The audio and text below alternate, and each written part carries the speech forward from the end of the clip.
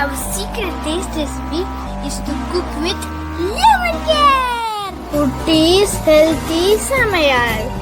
Hello friends, welcome to Kutti's Healthy Samayal. Be positive, be healthy. நம்ம சேனலை subscribe பண்ணாதவங்க subscribe பண்ணிவிட்டு பக்கத்தில் இருக்க பெல் பட்டனை கிளிக் பண்ணிக்கோங்க. ஆல் ஆப்ஷனை கிளிக் பண்ணுங்கள். அப்போ தான் நாங்கள் போடுற எல்லா வீடியோஸோட நோட்டிஃபிகேஷன்ஸ் உங்களுக்கு வரும். இது வரைக்கும் சப்ஸ்கிரைப் பண்ண எல்லாருக்கும் தேங்க்யூ ஸோ மச். நாம் இன்றைக்கி ரொம்ப சூப்பரான டேஸ்டியான ஸ்நாக் ரெசிபி தான் பார்க்க போகிறோம். இது ரொம்பவும் வித்தியாசமாக இருக்குங்க. ஏன்னா இது 2 in 1 போல் பாதுஷா போலவும் டேஸ்டியாக இருக்கும், அதே போல் சோமாஸ் போலவும் இது இருக்கும். இந்த சூப்பரான ஸ்நாக் ரெசிபி எப்படி செய்யுதுன்னு வீடியோ ஸ்கிப் பண்ணாமல் பாருங்கள். அப்போ தான் உங்களுக்கும் இன்ட்ரெஸ்டிங்காக இருக்கும், எங்களுக்கும் அது சப்போர்ட்டிவாக இருக்கும். இது செய்யறதுக்காக நான் ஃபர்ஸ்ட் ஒரு 1/2 கப் அளவுக்கு மைதா எடுத்துக்கிறேன். நல்லா ஜலிச்சுட்டு எடுத்துக்கோங்க. அடுத்ததான் இது கூடவே 1/2 கப் அளவுக்கு கோதுமை மாவு எடுத்துருக்கேன். இதையும் நல்லா ஜலிச்சுட்டு நான் முன்னாடியே. நீங்கள் ஃபுல்லாகவே கோதுமை மாவுலும் செய்யலாம், இல்லை ஃபுல்லாகவே மைதாவும் எடுத்துக்கலாம், உங்களோட விருப்பம் தான். இதுக்கு தேவையான அளவுக்கு சால்ட் ஆட் பண்ணிக்கலாம். இது கூடவே 1/4 கப் அளவுக்கு ரவை ஆட் பண்ணிக்கிறேன். ரவை ஆட் பண்ணும்போது நமக்கு நல்ல கிறிஸ்பியாக இருக்கும். அதே போல் ரவை வந்து நல்லா நைஸாக இருக்க ரவையாக எடுத்துக்கோங்க, ரொம்ப பெருசாக இருக்கிற மாதிரி ஆட் பண்ணாதீங்க. இப்போ நல்லா கலந்து விட்டுக்கலாம்.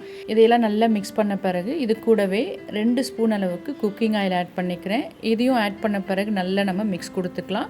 ஆயிலாக சேர்த்து நல்லா மிக்ஸ் பண்ண பிறகு தேவையான அளவுக்கு தண்ணி ஆட் பண்ணி பூரி மாவு பதத்துக்கு பிசைஞ்சிக்கலாம். ஏன்னா சப்பாத்தி மாவு கொஞ்சம் டைட்டாக இருக்கும், பூரி மாவு கொஞ்சம் நம்ம தளரப்பு செய்வோம், அதுபோல் நம்ம பிசைஞ்சிக்கலாம். ஏன்னா ரவை ஆட் பண்ணியிருக்கோம், போக போக தண்ணி இழுத்துரும், அதுக்காக தான். இப்போ இது மேலே கொஞ்சமாக நம்ம ஆயில் அப்ளை பண்ணி ஒரு ஈர துணி வச்சு ஃபுல்லாக க்ளோஸ் பண்ணிக்கலாம், காற்று போகாதபடி. இப்படி நீங்கள் டைம் இருக்குன்னா 1 ஹவர் ஊற வைங்க, இல்லை 1/2 hour ஊற வச்சாலும் உங்களுக்கு கரெக்டாக இருக்கும். உங்களுக்கு தேவைப்பட்டால் 2 சிட்டிகை அளவுக்கு பேக்கிங் சோடா ஆட் பண்ணிக்கோங்க, அப்போ இன்னும் உங்களுக்கு சாஃப்டாக இருக்கும். அடுத்ததாக ஸ்டஃபிங் ரெடி பண்ணிக்கலாம். நான் இன்றைக்கி 1 கப் அளவுக்கு திக்கான பால் கொதிக்க வச்சுருக்கேன். இது கூட நாம் சீக்கிரமாக ரெடி பண்ணுறதுக்காக ஒரு 3/4 கப் அளவுக்கு பால் பவுடர் ஆட் பண்ணிக்கிறேன். நீங்கள் முழுமையாக பாலில் கூட செய்யலாம், ரொம்ப லேட் ஆகும். ஸோ இதனால் 3/4 கப் அளவுக்கு பால் பவுடர் ஆட் பண்ணிக்கிறேன். அந்த 1 கப் பாலுக்கு 3/4 கப்போ இல்லை நீங்கள் 1 கப் வரைக்கும் கூட பால் பவுடர் ஆட் பண்ணிக்கலாம். பால் குறைவாகவும் பால் பவுடர் அதிகமாக ஆட் பண்ணும்போது சீக்கிரமாக நம்ம பால்கோவா ரெடி பண்ணிடலாம். அப்படி வேண்டான்னா நீங்கள் கடைகளே வாங்கிக்கலாம். அதாவது நமக்கு ஒரு 1/4 கப் அளவுக்கு பால்கோவா தேவைப்படும். அடுத்ததாக இது கூடவே ஒரு 1/2 ஸ்பூன் அளவுக்கு ஏலக்காய் பவுடர் ஆட் பண்ணிக்கலாம். நான் சுகரோடு சேர்த்து ஏலக்காய் அரைச்சி வச்சுருக்கேன், ஸோ 1 ஸ்பூன் ஆட் பண்ணிக்கிறேன். நீங்கள் வெறும் ஏலக்காய் பவுடர் ஆட் பண்ணுறதா 1/2 ஸ்பூனே இதுக்கு போதுமானதாக இருக்கும். இப்படி நம்ம மிக்ஸ் கொடுத்துட்டே இருந்தோம்னா சீக்கிரமாக நமக்கு பால்கோவா ரெடி ஆகிடும். ஏன்னா நம்ம வெறும் பாலில் செய்யலை. இது போல் பால் பவுடர் அதிகமாக ஆட் பண்ணி செய்யும்போது சீக்கிரமாக நம்ம பால்கோவா ரெடி பண்ணிடலாம். இப்போ பாருங்கள், நம்மளோட பால்கோவா ரெடி ஆகிடுச்சு. இப்போ இது இருக்கட்டும், ஒரு பவுலில் ட்ரான்ஸ்ஃபர் பண்ணி வச்சுக்கலாம். அடுத்ததாக ஸ்டஃபிங் ரெடி பண்ணுறதுக்காக ஒரு கடாய் வச்சு 1 ஸ்பூன் அளவுக்கு நெய் ஆட் பண்ணிக்கிறேன். நெய் அதிகமாக வேண்டாம். இப்போ இதில் நாம் எடுத்து வச்சுருக்க பால்கோவா ஆட் பண்ணிக்கலாம். ஆட் பண்ணி நல்லா நம்ம மிக்ஸ் பண்ணி விட்டுக்கலாம். இது நெய்யோடு நல்லா கலந்த பிறகு இது கூட 3 டேபிள் ஸ்பூன் அளவுக்கு நட்ஸ் கட் பண்ணி வச்சுருக்கேன், பொடியாக கட் பண்ணியிருக்கேன். இதை நம்ம ஆட் பண்ணிக்கலாம். அதாவது பாதாமும் முந்திரியும் தான். உங்களுக்கு என்னென்ன நட்ஸ் விருப்பமோ அதெல்லாம் நீங்கள் ஆட் பண்ணிக்கலாம். பிஸ்தா கூட ஆட் பண்ணிக்கலாம். இது கூடவே 1 டேபிள் ஸ்பூன் அளவுக்கு வெல்லம் ஆட் பண்ணிக்கிறேன். வெல்லம் வேண்டாம், நீங்கள் ஒயிட் சுகரோ இல்லை ப்ரௌன் சுகர் கூட ஆட் பண்ணிக்கலாம், அது உங்கள் விருப்பம் தான். ஸ்வீட்னஸும் உங்கள் டேஸ்ட்டுக்கு ஏற்றப்பில் கூட குறைய ஆட் பண்ணிக்கோங்க. இப்போ நமக்கு ஸ்டஃபிங் ரெடி ஆகிடுச்சு. இதை ஒரு பவுலில் நம்ம ட்ரான்ஸ்ஃபர் பண்ணி வச்சிடலாம். இது இருக்கட்டும். இப்போ நம்ம ஒரு சுகர் சிரப் ரெடி பண்ணிக்கலாம். இதுக்காக ஒரு பேன் வச்சு 1/4 கப் அளவுக்கு ஒயிட் சுகர் ஆட் பண்ணிக்கிறேன். அது கூடவே 1/4 கப் அளவுக்கு தண்ணி ஆட் பண்ணிக்கலாம். நமக்கு சர்க்கரை கரைஞ்சி ஒரு திக்கான கன்சிஸ்டன்சி வேணும், கம்பி பதெல்லாம் வேண்டாம். இது கூட 1/4 ஸ்பூன் அளவுக்கு ஏலக்காய் பவுடர் ஆட் பண்ணிக்கலாம். நான் சுகரில் சேர்த்து ஏலக்காய் அரைச்சி வச்சுருக்கேன், அதனால் 1/2 ஸ்பூன் அளவுக்கு ஆட் பண்ணிக்கிறேன். இது நமக்கு நல்லா கரைஞ்சி வரணும். கொஞ்சம் கலரிங்காக குங்குமப்பூ கொஞ்சமாக ஆட் பண்ணிக்கிறேன்.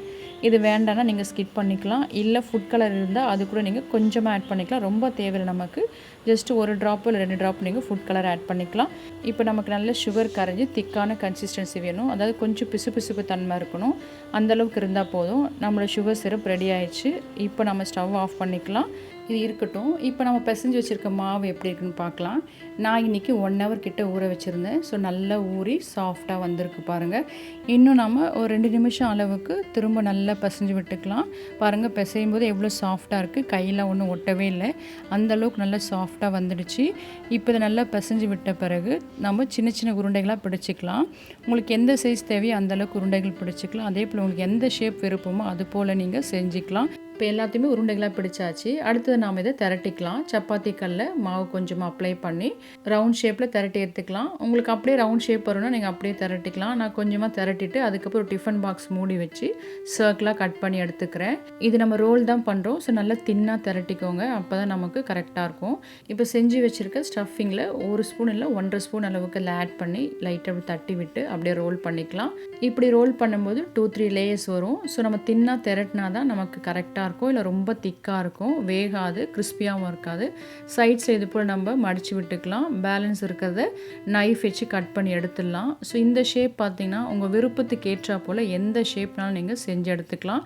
நான் கொஞ்சம் ரோலாகவும் ஒரு 3-4 சோமாஸ் போலையும் சிலது வந்து பார்த்திங்கன்னா பால்ஸ் போலவும் நான் செஞ்சு எடுக்கிறேன். நம்ம நல்லா இப்படி திரட்டின பிறகு க்ளோஸ் பண்ணும்போது ஸ்டஃபிங் வெளியே வராமல் நல்லா ப்ரெஸ் பண்ணி விட்டுக்கோங்க. அதை மட்டும் கவனமாக பார்த்துக்கோங்க. இல்லைனா எண்ணெயில் போட்டு பொரிக்கும் போது ஸ்டஃபிங்லாம் வெளியே வந்துடும் பிரிஞ்சு. இது மாவே உங்களுக்கு பார்த்தா கொஞ்சம் ப்ரெஸ் பண்ணாமே நல்லா ஒட்டிக்கும். ஸோ அந்தளவுக்கு நீங்கள் ப்ரெஸ் பண்ணிக்கோங்க. இது போல் ரோல் பண்ணிவிட்டு சைட்ஸ் நல்லா ஃபிங்கர்ஸ் வச்சு இது போல் நீங்கள் நல்லா ப்ரெஸ் பண்ணிட்டீங்கன்னா ஒட்டிடும். அப்புறமா நம்ம மீதம் இருக்கிறத இப்படி நைஃப் வச்சு கட் பண்ணி எடுத்துகிட்ட பிறகு திரும்ப ஒரு முறை இப்படி ப்ரெஸ் பண்ணி விட்டுருங்க. அப்போ நமக்கு ஸ்டஃபிங் வெளியே வராமல் இருக்கும். இதே போல் எல்லா ரோல்ஸும் செஞ்சுக்கலாம். அடுத்தது நான் சோமாஸ் போல் ஒன்று செஞ்சு எடுக்கிறேன். இதையும் நம்ம அதே போல் ரவுண்ட் ஷேப்பில் கட் பண்ணி எடுத்த பிறகு ஸ்டஃபிங்கை வந்து மிடிலாக வச்சுக்கலாம். மிடிலாக வச்சு சோமாஸ் போல் அப்படியே நம்ம மடித்து விட்டுக்கலாம். இல்லை உங்களுக்கு சோமாஸ் அச்சு இருந்தால் நீங்கள் அது கூட யூஸ் பண்ணிக்கலாம். உள்ளே வைக்க ஸ்டஃபிங் இதில் பார்த்தீங்கன்னா உதிரியாக இருக்காது. ஏன்னா நம்ம பால்கோவாவில் செய்கிறோம். இந்த டேஸ்ட்டு ரொம்ப டிஃப்ரெண்ட்டாக இருக்கும். அதே போல் ரொம்ப சூப்பராக இருக்கும். இப்போ சுற்றி இருக்கிற எக்ஸ்ட்ரா மாவில் நம்ம கத்தி வச்சு கட் பண்ணிடலாம். இது கட் பண்ணி எடுத்த பிறகு ஃபிங்கர் வச்சு லைட்டாக ப்ரெஸ் பண்ணி விட்டாலுமே நல்லா ஸ்டிக் ஆகிடும். அப்படி இல்லை சுற்றி ஒரு டிசைன் வேணும்னா ஃபோக் ஸ்பூன் வச்சு இது போல் நீங்கள் ப்ரெஸ் பண்ணி விடுங்க. நமக்கு ஒரு டிசைன் கிடைக்கும். ஸோ சோமாஸ் போல் இருக்கும். இல்லை நீங்கள் அச்சு கூட யூஸ் பண்ணிக்கலாம். அவ்வளோதான். இது போல் சோமாஸும் நீங்கள் செஞ்சு எடுத்துக்கலாம். இப்போ இதே போல் நான் ஒரு 3 சோமாஸ் மட்டும் இதில் செய்கிறேன். சோமாஸ் பர்ஃபெக்டாக ஷேப் வரல, ஆனால் டேஸ்ட் ரொம்ப சூப்பராக இருந்தது. ஓகே, இதே போல் 3 செஞ்சாச்சு. அடுத்தது இது போல் திரட்டின பிறகு சின்ன கிண்ணம் வச்சு சின்ன ரவுண்டாக கட் பண்ணிட்டேன். இதில் 1 ஸ்பூனுக்கு ஸ்டஃபிங் வச்சு இது போல் நம்ம பால் போல் நல்லா உருட்டிக்கலாம். உருட்டி உள்ளங்கையில் வச்சு லைட்டாக ப்ரெஸ் பண்ணிங்கன்னா சின்ன கட்லெட் போல் அந்த ஷேப்பில் கிடைக்கும். பாருங்கள், இந்த போல் இப்போ எல்லாமே நம்ம செஞ்சு வச்சாச்சு. மீதி இருக்க மாவு இது போல் டைமண்ட்ஸ் போல் கட் பண்ணி வச்சுருக்கேன். டைமண்ட் கட் போல் நம்ம பொரிச்சு எடுத்துக்கலாம். ஸோ இதில் எதுவுமே நமக்கு வேஸ்ட் ஆகாது. இப்போ பாருங்கள், எண்ணெய் நல்லா காஞ்சிருக்கு. மிதமான சூட்டில் இருக்கும்போது நம்ம இதை போட்டு பொரிச்சு எடுத்துக்கலாம். இது பொரிக்கும் போது மீடியம் ஃப்ளேமில் வச்சுக்கலாம். அப்போ தான் நமக்கு கரெக்டாக உள்ளேயும் எல்லாமே வெந்து வரும். எப்போவுமே இது போல் டீப் ஃப்ரை ஐட்டம் நம்ம செய்யும்போது எண்ணெய் குறைவாகவே ஆட் பண்ணுங்கள். பாருங்கள், நான் இந்த அளவுக்கு தான் எண்ணெய் ஆட் பண்ணியிருக்கேன். ஸோ இது போல் எப்போவுமே ஸ்நாக்ஸோ இல்லை அப்பளமோ எது நம்ம பொரிக்கிறதுக்கு யூஸ் பண்ணாலும் அந்த ஆயிலை நம்ம திரும்பவும் தாளிக்கிறதுக்கு தான் யூஸ் பண்ணோம். திரும்பவும் இது போல் கொதிக்க வச்சு எதையும் பொரிக்கக்கூடாது. ஏன்னா திரும்ப ஆயில் நம்ம கொதிக்க வைக்கும்போது அது நமக்கு ஹெல்த்துக்கு நல்லது கிடையாது. அதே போல் இந்த ஆயில் 24 ஹவர்ஸ்க்குள்ளே நம்ம சமையலில் யூஸ் பண்ணிடணும். அதுக்கு மேலே நம்ம கன்சியூம் பண்ணக்கூடாது. இந்த ஹெல்த் டிப்ஸ் இது போல் பொரிக்கிற எந்த ஸ்நாக்ஸ் நாங்கள் லோட் பண்ணாலும் அதில் நாங்கள் கண்டிப்பாக அதை ஷேர் பண்ணுவோம். ஏன்னா இது ரொம்ப நமக்கு அவசியமான ஹெல்த் டிப்ஸ். ஸோ இதை கண்டிப்பாக ஃபாலோ பண்ணிக்கோங்க. இது போல் டீப் ஃப்ரை சாப்பிட்றதே அன்ஹெல்த்தி தான் நீங்கள் சொல்லலாம். ஆனால் பிள்ளைங்களுக்கு நம்ம சொல்ல முடியாது. பிள்ளைங்க வெளியில் இருக்க ஐட்டம்லாம் கேட்பாங்க. அது பார்த்திங்கன்னா நிறைய முறை கொதிக்க வைக்கிற ஆயிலில் தான் அவங்க பொரிச்சு கொடுப்பாங்க கடைகளில். ஆனால் நம்ம வீட்டில் ஃப்ரெஷ் ஆயிலாக செஞ்சு கொடுக்குறோம். ஸோ இது போல் வீக்லி 1 இல்லை 2 நம்ம செஞ்சு கொடுக்கலாம். இல்லைனா பிள்ளைங்க ரொம்ப அடம் பிடிப்பாங்க வெளியிலேருந்து வாங்கி கொடுக்க சொல்லி. இப்போ இது போல் நம்ம பொரிச்ச பிறகு நம்ம பக்கத்துலேயே அந்த சுகர் சிரப் வச்சிட்டோம்னா அதில் நம்ம அப்படியே போட்டுக்கலாம். இதில் போடும்போது மட்டும் சுகர் சிரப் கொஞ்சமாக நமக்கு வார்மாக இருந்தால் நல்லாயிருக்கும். இதை பொரிக்கிறதுக்குள்ளே மேபி ஆறிட்டாவோட நீங்கள் கொஞ்சமாக சூடு பண்ணிக்கலாம். சுகர் சிரப்பில் இதை ஊற வைக்கக்கூடாது. ஜஸ்ட் ஒரு 2 மினிட்ஸ் மட்டும் நம்ம அதில் டிப் பண்ணி எடுத்து ட்ரேயில் வச்சுக்கலாம். அப்போ தான் இது நமக்கு ரொம்பவும் டேஸ்டியாக இருக்கும். மேலே ரொம்பவும் ஸ்வீட்டாக இருக்கும். அதே போல் இது ரொம்ப ட்ரை ஆகும்போது பார்த்திங்கன்னா மேலே அந்த சுகர்லாம் அப்படியே ஃபார்ம் ஆகி ரொம்ப டேஸ்டியாக இருக்கும். எப்படி பாதுஷா இருக்கோ அது போல் ரொம்ப டேஸ்ட்டாக இருக்கும். உள்ளே இருக்க அந்த ஸ்டஃபிங்கும் பார்த்திங்கன்னா அவ்வளோ டேஸ்ட்டாக இருக்கும். ஃப்ளேவர் ரொம்ப சூப்பராக இருக்கும். அப்படி உங்களுக்கு சுகர் சிரப்பில் டிப் பண்ண வேண்டாம்னா நீங்கள் இது போல் பொரித்து அப்படியே கூட நீங்கள் சர்வ் பண்ணிக்கலாம். இது போல் நல்லா கோல்டன் எல்லோவோ வர வரைக்கும் நீங்கள் பொரிச்சு எடுத்திங்கன்னா உள்ளே அந்த லேஸ்லாக்கும் நல்லா வெந்து வரும். இன்னும் நீங்கள் சோமா ஷேப்பில் பண்ணிங்கன்னா இன்னும் சூப்பராக இருக்கும். ஏன்னா ஒரே ஒரு லேயர் தான் இருக்கும். அப்போ நல்லா கிறிஸ்பியாக நமக்கு வெந்து வரும். அப்படியே கூட நீங்கள் சர்வ் பண்ணும்போது சோமாஸ் போல் எல்லாருமே விரும்பி சாப்பிடுவாங்க. ஏன்னா உள்ளே இருக்க ஸ்டஃபிங் நல்லா நமக்கு ஸ்வீட்டாக இருக்கும்.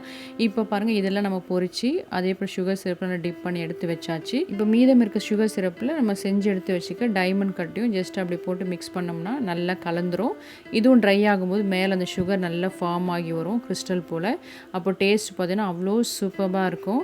அடுத்தது இதை நம்ம சர்வ் பண்ணிக்கலாம். சர்வ் பண்ணும்போது நம்ம நட்ஸ் இது போல் சாப் பண்ணி அதை மாதிரி டெக்கரேட் பண்ணோம்னா சூப்பராக இருக்கும். பார்க்குறதுக்கும் அட்ராக்டிவாக இருக்கும். சாப்பிடும்போதும் ரொம்ப டேஸ்டியாக இருக்கும். இந்த நட்ஸோடு சேர்த்து சாப்பிடும்போது அவ்வளோதான், நம்மளோட ஸ்வீட் ரெசிபி சூப்பராக ரெடி ஆகிடுச்சு. பாருங்கள், சுகர் இது போல் தான் ட்ரை ஆகும். எப்படி ஃபார்ம் ஆகிருக்கு பாருங்கள். டைமண்ட் கட்டும் பாருங்கள் எவ்வளோ கிறிஸ்பியாக இருக்குது. ஸோ நம்மளோட ஸ்வீட் சூப்பராக இருக்கும். நீங்கள் ரொம்ப ஊற வச்சிட்டிங்கன்னா அந்த கிறிஸ்பினஸ் இருக்காது. பார்க்கும்போதே தெரியும். அந்த சுகர் பாருங்கள் மேலே ஒரு கோட்டிங் அப்படி நல்லா ட்ரை ஆகிருக்கு. ஸோ சின்ன சைஸ்லாம் சீக்கிரமாக ட்ரை ஆகிடுச்சு. இந்த பெரிய சைஸ்லாம் கொஞ்சம் உங்களுக்கு ஈரமாக இருக்குது. இது இன்னும் நம்ம ட்ரையாக காயிற வரைக்கும் வச்சு அதுக்கப்புறம் நீங்கள் எடுத்து ஸ்டோர் பண்ணிட்டீங்கன்னா 2 days கூட நீங்கள் வச்சு இதை சாப்பிட்லாம். நல்லாயிருக்கும். அதே போல் உள்ளே இருக்க லேயர்லாம் உங்களுக்கு நல்லா வெந்து வரணும்னா நல்லா தின்னாக நீங்கள் திரட்டணும். அப்படி இல்லைன்னா ஒரே லேயர் வர போல் சோமா ஷேப்பில் நீங்கள் செஞ்சு எடுத்துக்கலாம். பாருங்கள் ஸ்டஃபிங் எவ்வளோ நல்லா இருக்குது பார்க்கும்போதே. ஸோ நீங்களும் இது போல் செஞ்சு பாருங்கள். செஞ்சு பார்த்துட்டு உங்கள் டேஸ்ட், உங்கள் எக்ஸ்பீரியன்ஸ் எங்களுக்கு கமெண்ட் பண்ணுங்கள். மறக்காமல் லைக் பண்ணுங்கள். ஃப்ரெண்ட்ஸ் அண்ட் ஃபேமிலிக்கு ஷேர் பண்ணுங்கள். தொடர்ந்து சப்போர்ட் பண்ணுங்கள். தேங்க்யூ.